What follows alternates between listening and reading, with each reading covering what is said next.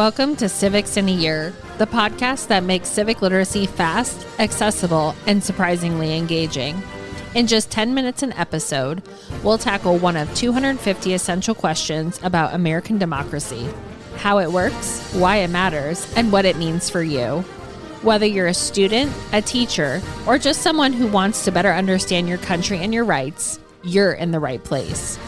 Civics in a Year is powered by the Civic Literacy Curriculum from the Center for American Civics and is produced in partnership with the School of Civic and Economic Thought and Leadership at Arizona State University.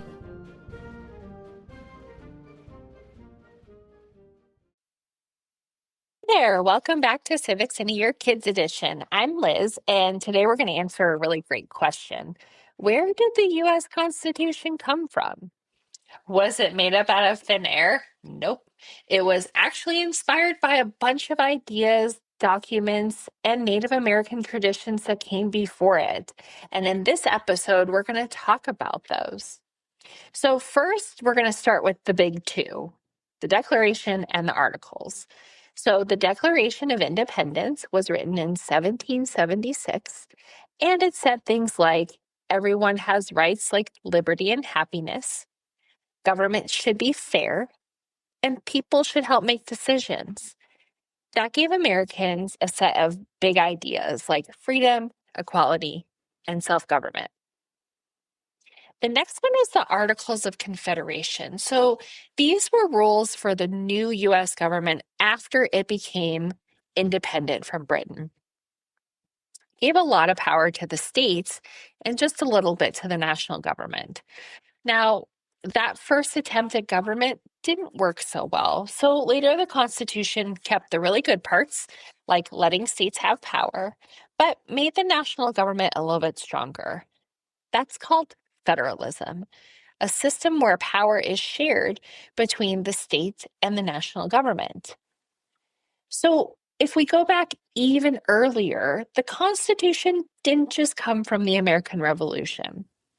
So first we have the Mayflower Compact, which in 1620, Pilgrims on the ship Mayflower made a short agreement before they landed in Plymouth, Massachusetts. They promised to stick together and make fair laws. It was actually one of the first examples of self-government in America. The next inspiration is the Fundamental Orders of Connecticut, which was written in 1639. This was a little bit of a longer plan that said towns should choose their leaders, there should be a governor, and something called a General Assembly, which is like Congress, and people should be in charge, not the King of England. It was a real constitution made by everyday people. Now, before there was one U.S. Constitution, every colony, which later they became known as states, had its own constitution or charter. These were like rule books for how their government worked. One of the most important was the Virginia Declaration of Rights, written by George Mason in 1776.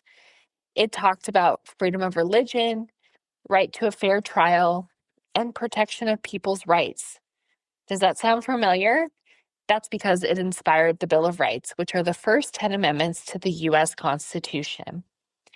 George Mason was even at the Constitutional Convention, but he refused to sign the Constitution at first because it didn't yet have a Bill of Rights.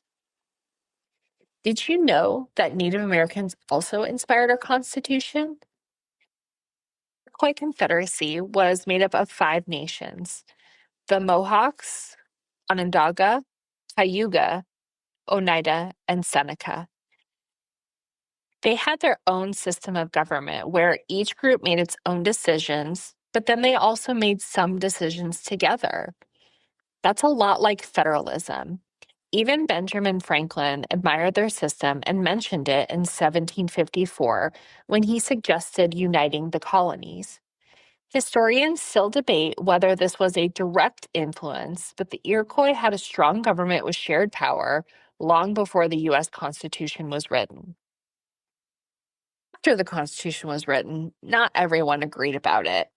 People called Federalists thought it was great, And people called anti-federalists were like, wait, what about our rights? The Federalist Papers were essays that tried to explain the Constitution and convince people to support it. Thanks to debates, the Constitution got better. That's how we ended up with a Bill of Rights, just like George Mason and the Anti-Federalists wanted.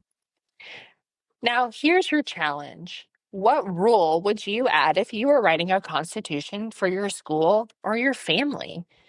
Would it be something like everyone gets a turn, speak kindly to one another, or vote before pizza toppings are decided? You should write your own rule or mini constitution and share it with your grown-up or a teacher. So today we learned that the U.S. Constitution wasn't just made from scratch.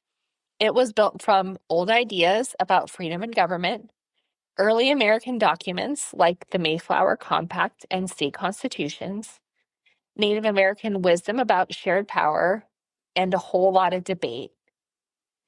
Thanks again for joining me for Civics in a Year Kids Edition. See you next time for another story about how our country came to be and how you are a part of it. See you later. Thanks for joining us on another episode of Civics in a Year. If you enjoyed this episode, be sure to subscribe and share it with someone who cares about a constitutional republic as much as you do. For more episodes, resources, and updates, follow us on social media or visit us at civics.asu.edu. Make sure to check out the show notes for any relevant links. Special thanks to the United States Marine Band for their performance of the Stars and Stripes Forever. Let's keep building a stronger constitutional republic, one episode at a time.